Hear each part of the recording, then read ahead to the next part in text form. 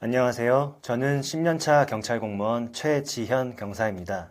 오늘 제가 카메라 앞에 서게 된 이유는 더 이상은 국민의 생명과 재산을 보호하는 경찰관으로서의 사명을 이어나가는 것이 불가능할 정도로 너무나 힘이 들기 때문에 제가 감내하고 있는 고통과 힘겨움에 대해 영상을 보시는 국민 여러분들께 경찰관이기 이전에 한 명의 국민으로서 간곡히 도움을 호소하기 위함입니다.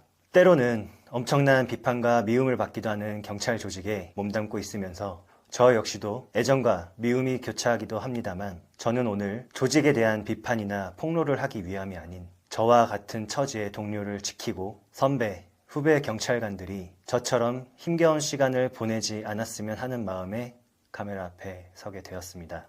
2017년 2월 21일 자정이 넘은 늦은 시간 인천의 한 지구대에서 야간 근무를 하고 있던 저는 술에 취한 사람이 시민을 성추행하고 있다는 112 신고를 받고 급히 현장으로 출동하게 되었습니다. 당시 가해자는 난동을 멈추고자 설득하는 경찰관의 만류에 잠시 협조하는 척 하다가 갑자기 돌변하여 무차별적인 폭행을 하기 시작하였습니다. 가해자의 폭행은 전혀 예상이 불가능했던 돌발 상황이었기에 저와 동료는 무방비 상태로 부상을 당하게 되었습니다. 당시 저는 우측 어깨 연골이 파열되었고 동료 경찰관은 입술이 찢어지는 부상을 입게 되었음에도 약 2시간이 넘게 난동을 부리는 가해자를 체포하여 경찰서로 연행하게 되었습니다.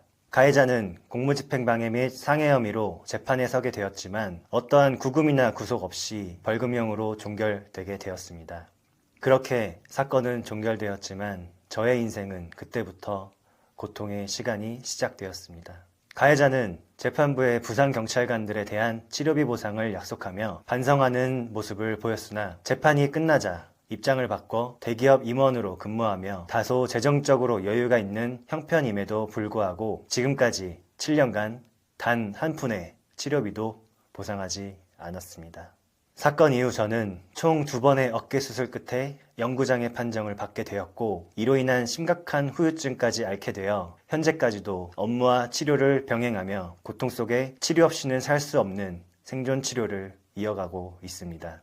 국민의 생명과 재산을 지키기 위해 제복을 입고 순찰차를 타고 치안 현장을 뛰는 동료들을 보며 그럴 수 없는 제 상황과 처지가 너무나 안타깝고 함께하지 못해 몹시 미안한 마음이 들기도 합니다. 그러나 그 중에서도 저를 가장 힘겹게 만드는 것은 이러한 모든 일의 책임을 현장에서 다친 경찰관의 탓으로 몰고 가는 현재의 비현실적인 공상경찰관 지원 제도입니다. 공상은 공무를 수행하다 부상을 당한 자를 뜻합니다. 지금까지 약 1억 2천만 원 이상의 치료비가 지출되었으나 국가로부터 제도적으로 지원받은 금액은 약 5천만 원이 전부이며 나머지는 모두 개인 사비로 충당하였습니다. 가해자로부터 민사소송을 통해 1심에서 4,500만 원의 치료비를 보상받을 수 있도록 일부 승소 판결하였지만 재판이 끝나면 이중배상금지법으로 인해 그동안 국가로부터 지원받았던 5천만 원에 대한 상계 처리로 전액 환수 조치됨을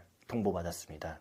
저는 시민을 상대로 금전적인 보상을 얻어내고자 하는 것이 아닙니다. 정당한 공무를 수행하다 부상을 입게 되어 지출된 치료비만큼이라도 받고 싶을 뿐입니다.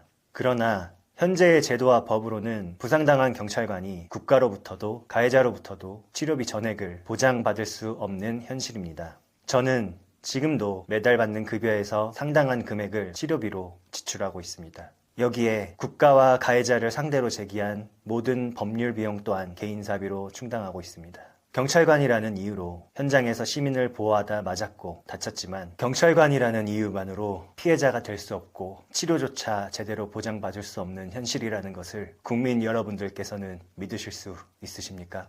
시간이 흐를수록 경제적인 부담은 더욱 커져만 가고 몸도 마음도 너무나 지쳐만 갑니다.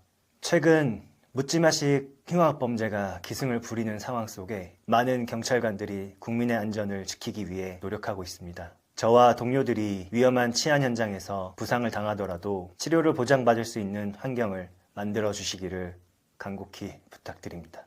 경찰관의 순직과 공상은 제복의 꿈을 꾼 그 순간부터 당연한 숙명이자 사명이었습니다. 하지만 죽거나 다치더라도 명예롭게 국민을 위해 죽고 싶습니다. 결코 헛된 희생을 하고 싶지 않습니다.